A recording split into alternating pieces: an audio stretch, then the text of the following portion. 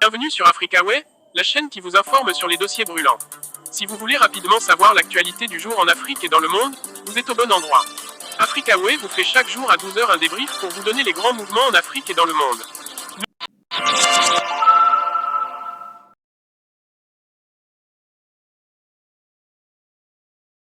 Coup d'État manqué en République démocratique du Congo. Ce dimanche 19 mai, un groupe d'hommes armés avec à sa tête Christian Malanga, un entrepreneur et homme politique, a tenté de renverser le régime de Félix Tshisekedi, dit-on. Après l'avoir abattu, l'armée a très rapidement mis la situation sous contrôle. Par ailleurs, qui est Christian Malanga, le leader des putschistes qui ont tenté de faire un coup d'État. Âgé de 41 ans, Christian Malanga est un entrepreneur et homme politique, ayant acquis une formation militaire d'officier. Il est le fondateur du Parti congolais uni, UCP, un petit parti qui vise à mettre en réseau la diaspora congolaise à travers le monde. Il est président du mouvement Nouveau Zaïre. Il est né le 2 janvier 1983 à Kinshasa. Durant son enfance, sa famille quitte le pays pour se réfugier en Afrique du Sud d'abord puis aux États-Unis en 1998 où il va grandir. Il y fait des études secondaires et lance plusieurs petites entreprises. Par ailleurs, il est engagé dans des organisations à but non lucratif. En 2006, il rentre en République démocratique du Congo et fait son service militaire. Officier de l'armée congolaise, il occupe diverses fonctions. Ensuite, il crée une entreprise et se lance dans politique en candidat indépendant aux législatives de 2011 mais est arrêté et détenu plusieurs semaines. Après cette expérience, il va créer son parti UCP tourné vers la diaspora et repart aux États-Unis. Christian Malanga avait renforcé son organisation en vue de participer aux élections en République démocratique du Congo. Dans la vidéo de l'attaque du Palais de la Nation, le dimanche 19 mai 2024, il se présente à la tête de soldats de la diaspora venus avec leurs enfants. Il prétend en avoir marre et vouloir mettre fin aux souffrances endurées dans le pays. Il dénonce Félix Tshisekedi, le président congolais et Vital Kamerhe. Au lendemain de la tentative de coup d'État que l'armée de la République démocratique du Congo dit avoir déjoué, les habitants de Kinshasa sont sceptiques sur les intentions des présumés putschistes et la facilité avec laquelle ils ont pu accéder au cœur du pouvoir sans faire de dégâts majeurs. Pourquoi ont-ils attaqué le domicile d'un ministre plutôt que celui du président? Puis investi le Palais de la Nation, un bâtiment vide la nuit, plutôt que la télévision nationale par exemple. Y a-t-il eu des complicités, en plus d'une défaillance des services de renseignement? Où est-ce un cinéma orchestré de toutes pièces? Que voulaient ces hommes exactement, 5 mois après la réélection du président Félix Tshisekedi, à la tête depuis 2019 de ce vaste pays d'Afrique centrale, au sous-sol très riche mais à la population majoritairement pauvre? Pour certains Congolais, cette tentative de coup d'État est une blague. Ils tentent de détourner notre attention des problèmes sociaux et de sécurité, affirment d'autres. Je ne pense pas qu'en plein centre-ville de la capitale, des assaillants puissent prendre d'assaut la maison d'un ministre ou le palais de la nation sans que les autorités ne soient informées, poursuit un passant. Burkina Faso. Attaque du palais présidentiel. Un individu au comportement indélicat a tenté ce vendredi 17 mai 2024 aux environs de 16h30, de s'attaquer à la sentinelle en poste au palais présidentiel de Koulouba à Ouagadougou, relate le confrère. Mais l'incident a été très vite maîtrisé, poursuit l'information. Des éléments en faction devant le palais présidentiel de Ouagadougou ont très vite réagi. Leur intervention a permis de maîtriser l'auteur de l'attaque. Aucun dégât n'est à déplorer malgré les tirs.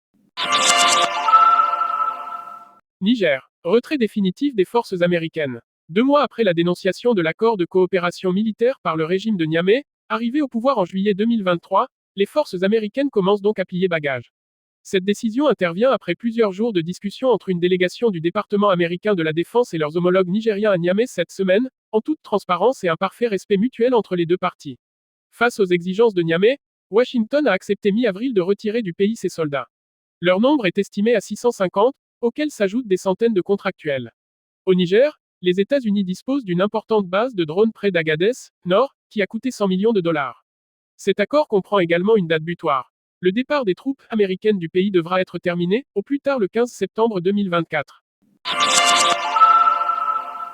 4. Côte d'Ivoire. Début des obsèques de l'ex-président Henri Konan Bédié. La Côte d'Ivoire a commencé à faire ses adieux à Henri Konan Bédié, 10 mois après la mort de l'ex-président le 1er août 2023. Conformément à la tradition baoulé, l'ethnie du défunt, ces obsèques fastueuses devraient durer 2 semaines, du 19 mai au 1er juin, et se tiendront entre Abidjan, la capitale économique et Daoukro, le fief de l'ancien chef de l'État au centre du pays, et Preux-Pressou, son village natal près de Daoukro.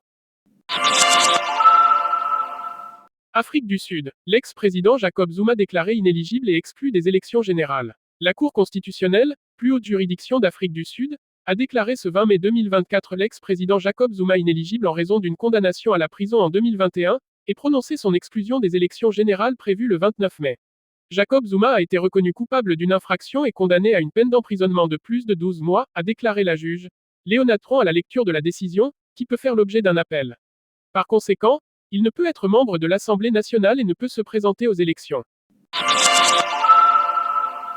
L'Iran en deuil. Crash de l'avion du président iranien. Le président de l'Iran Ebrahim Raïssi, qui était en Azerbaïdjan pour l'inauguration d'un barrage à la frontière de l'Iran et de l'Azerbaïdjan, est mort à la suite du crash de son hélicoptère lors de son retour. 5 jours de deuil national ont été décrétés. Qui pour remplacer le président. Ce drame a propulsé le premier vice-président, Mohammad Mokber, au devant de la scène politique iranienne en tant que président par intérim, conformément aux dispositions constitutionnelles du pays.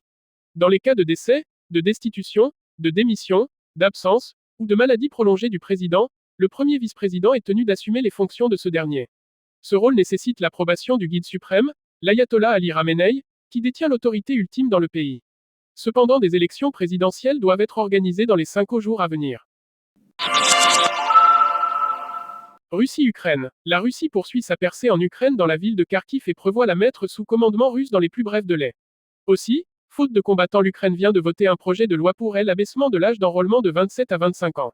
La pression russe sur l'Ukraine s'accentue de jour en jour. La région de Kharkiv où Moscou mène une offensive se vide. La ville a été bombardée à plusieurs reprises.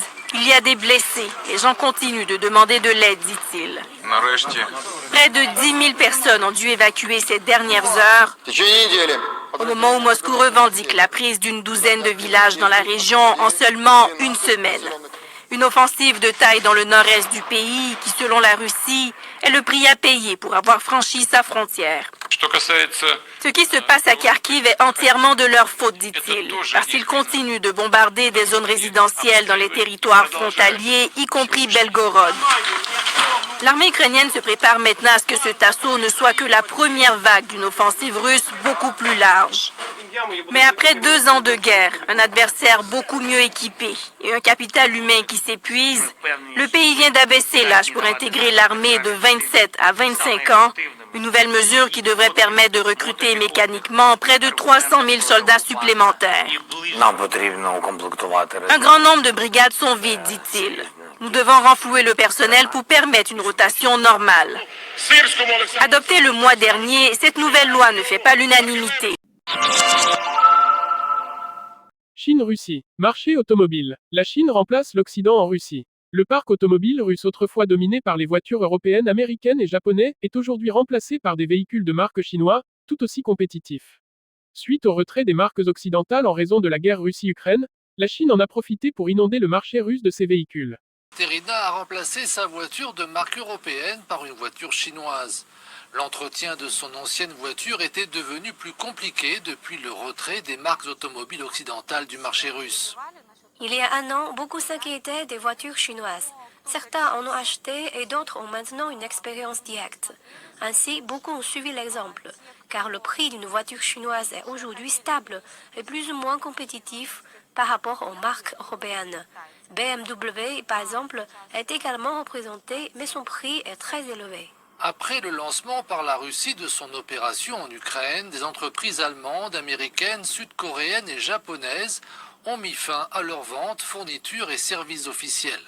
Certaines ont même vendu leurs actifs russes. Leurs voitures et leurs pièces détachées continuent d'arriver dans le pays, mais elles sont beaucoup plus chères. Les marques automobiles chinoises ont pris leur place, la part de nouvelles voitures chinoises dépassait 60% en 2023, soit près du double de l'année précédente. En février 2022, la Chine ne détenait que 9% des parts de marché. Les experts prévoient une nouvelle croissance en 2024, car les entreprises chinoises ont déjà exporté des volumes records de voitures vers la Russie. Europe-Allemagne. Vague de conversion à l'islam en Allemagne. Avec l'arrivée de réfugiés venus principalement de Syrie, de religion majoritairement musulmane, on assiste à une hausse des conversions à l'islam en Allemagne. Il s'agit surtout de la conversion des femmes. Pour se faire accepter des familles de leurs amoureux, les jeunes filles allemandes acceptent de se convertir. France. Nouvelle-Calédonie. L'état d'urgence a été déclaré en Calédonie. 2300 policiers et gendarmes ont été déployés afin de restaurer l'ordre à la suite des émeutes dirigées par les indépendantistes kanaks.